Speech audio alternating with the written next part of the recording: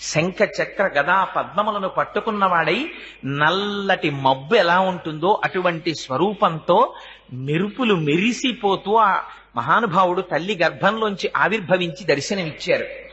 ఆయన ఆ అవతారం సౌలభ్యానికి మారుపేరు. మహానుభావుడు గొల్లపిల్లలతో కలిసి ఆడుకున్నాడు, పశువుల వెంట పరిగెత్తాడు. హయరింఖాముఖ ధూళి ధూరిత పరిన్యస్తాలకోపేతమై రయజాత శ్రమతోయ బిందుయుతమై రంజిల్లు నెమ్మోముతో జయముం పార్థునకిచ్చు వెట్కనని నా శస్త్రాహుతించాలనొచ్చియు బోరించు మహానుభావు మదిలో చింతింతు నశ్రాంతమున్నట్టాడు భీష్ముడు. ఎక్కడి పరమాత్మ, ఎక్కడి అర్జునుడి రథం?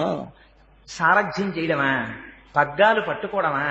యుద్ధభూమిలో ఆయన సారథ్యం చేస్తుంటే ముందు పరిగెడుతున్నటువంటి గుర్రాల యొక్క డెక్కల నుంచి పైకి రేపబడినటువంటి ధూళి వచ్చి ఆయన కుంతలముల నిండా అంటుకోవడమా?